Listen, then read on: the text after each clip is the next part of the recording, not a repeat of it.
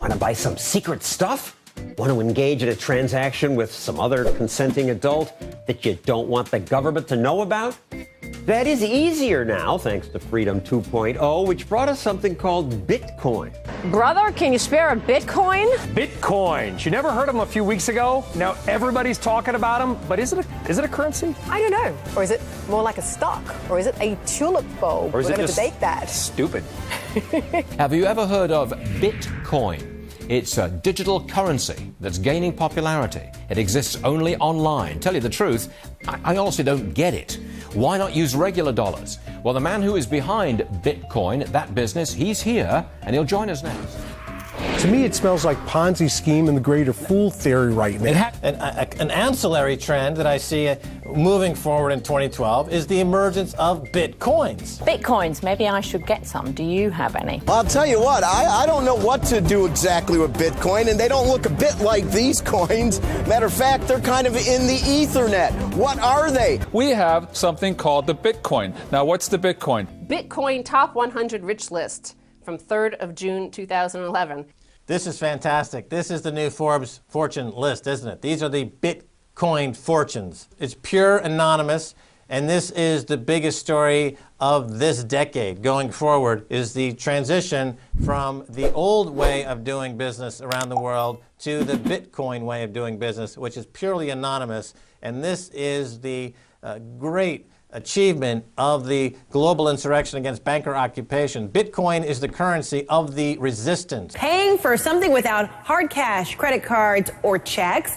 It's a new form of virtual payment known as Bitcoins. CNN's Felicia Taylor looks at how it works. I think while most people think of digital currency as only having value in a video game like Farmville, this digital currency can actually be transferred as payment to anyone in the world. It can be exchanged for real currency like dollars or euros, and it actually can be used as payment to buy anything from books to food to illegal drugs in some markets. Samir Taqi, co-founder of BitcoinConsultancy.com. I must say that your show was one of the first to start reporting on Bitcoin, and you actually gave a very, very informative coverage of it compared to the later sensationalist news afterwards. All right, we're going to talk about the cyber threat now. And who's ever heard of the Bitcoin, this underground person-to-person web exchange currency?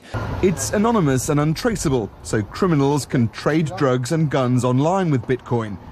And it's almost completely anonymous. Now, why is that good, you might say? People will use it to buy illegal guns and drugs, and they do, actually, already. But Catherine Mangu-Ward of Reason Magazine says, on balance, that's a good thing. A good thing? Why? So the first thing you have to keep in mind is that Bitcoins are no more kind of suspicious or anonymous than cash. Already people use cash all the time to buy illegal, illicit stuff they don't want their wife to know about. There's a lot of room for transactions that we might not want a permanent record of. Right now, that's cash, but now we have Bitcoins, which are digital. How many times have you suddenly started to hear people talk about these Bitcoins? Now, if you didn't bite at the Bitcoin craze, you may have saved yourself some money. Mary Thompson is here. What was that with the flash crash? Well, I don't know, Mandy. You know, 2 days ago, of course, the currency was turning heads at $240. Today, investors are turning tail. Bitcoin's value plummeting to a low at she said 54.25 each overnight, a stunning 77% decline, recovering to just over $73 now.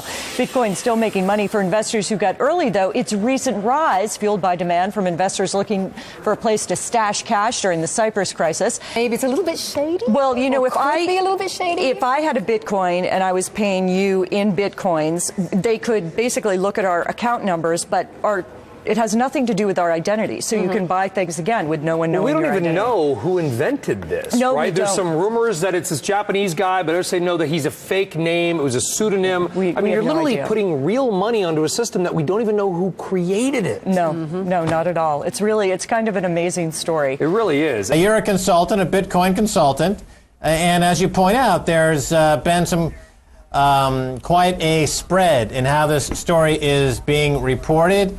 And it invites quite a passionate response. Why do you believe there are risks in using Bitcoins? Well, when you think about money, first I have to give Bitcoin creators credit. At least they know enough not to trust fiat money that's controlled by our government. But they're trying to reinvent the wheel, and they've come up with a flat tire. We already have a perfect, real form of money, and it's called gold. Money has to have 4 elements. It has to be very rare, indestructible, divisible without losing its purchasing power, and cannot be increased by fiat. And Bitcoins fail on the first 2. They are not rare, and they are very much destructible.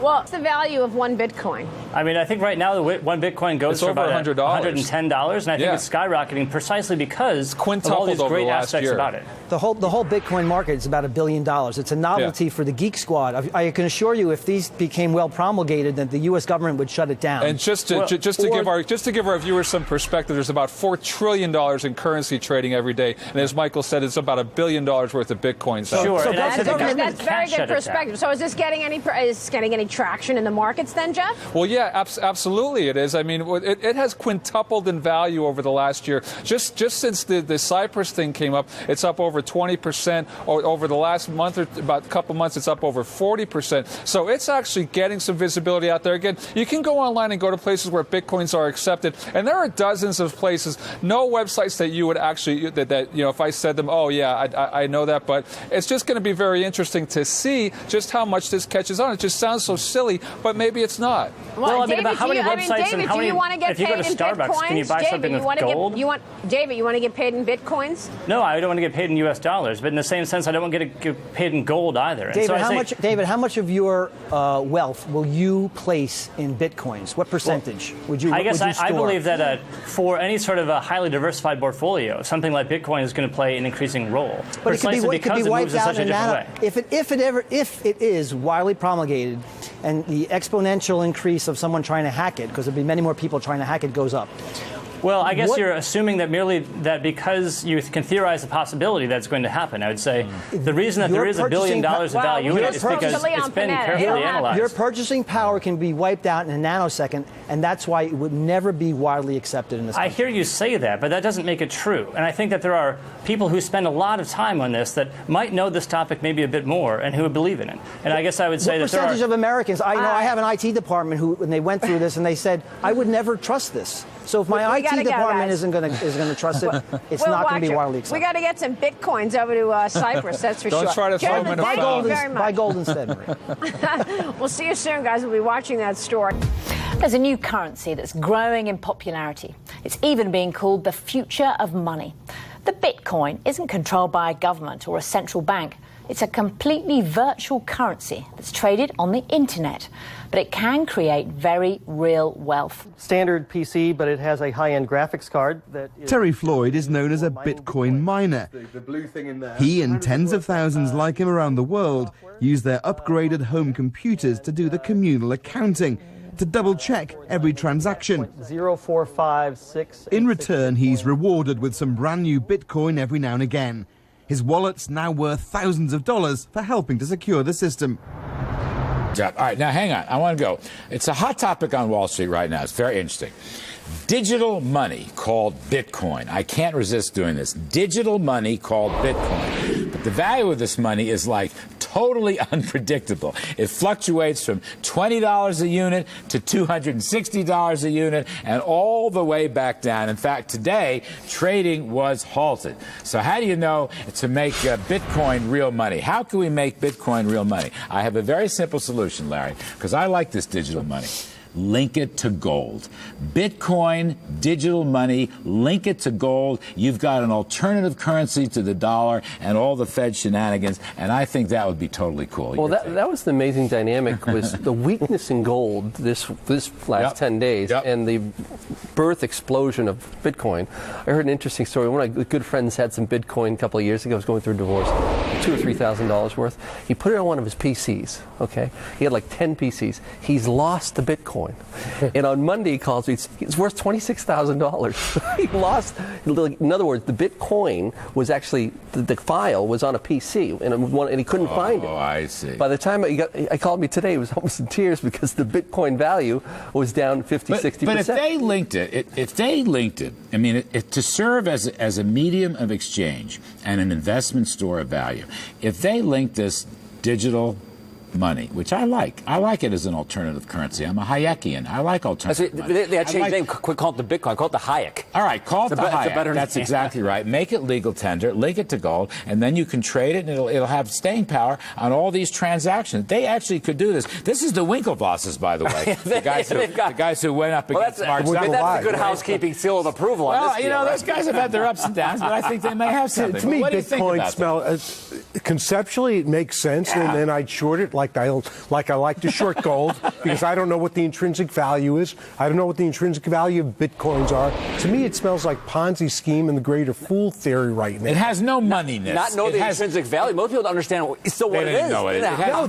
There has to be a moneyness of money in order to do this kind of thing, and they don't have it. That's why I suggested the gold play. But Nick Colas of Convergex Group still sees value in Bitcoins and calls it gold for nerds. Good to see you both. Thank you so much for joining us. Thank you. Thanks for joining us, Nick. So gold for nerds? What do you mean by that? Yeah, what I basically mean is that gold has a finite supply, and people for many thousands of years have found gold valuable.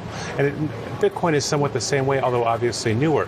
It has the additional benefit of eventually being a transaction mechanism to make global commerce a lot more efficient as well. So there's multiple ways to look at it. Hold on a second. I've got to explain exactly what Bitcoin does.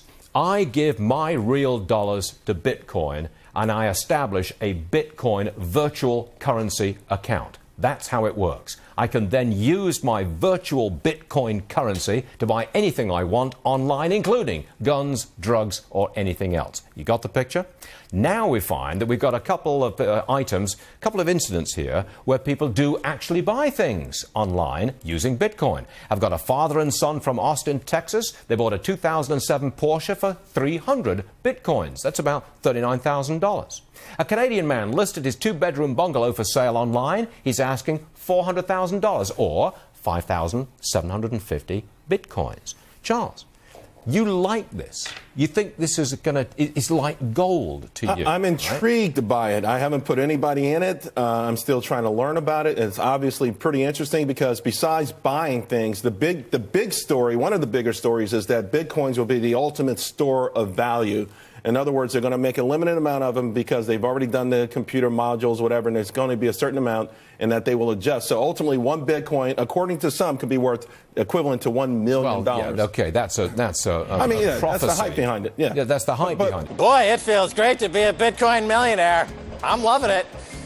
Bitcoin has absolutely triumphed as the dollar has crashed 90% against Bitcoin, as Bitcoin is set to take on the world and root out the banksters, as we sorely need. That's the economy. You know, this is what their theory is. This is what the academics say. This is what the PhDs believe. This is what the neoliberal model suggests. But it's all a bunch of nonsense. Did I mention how good it feels to be a Bitcoin millionaire?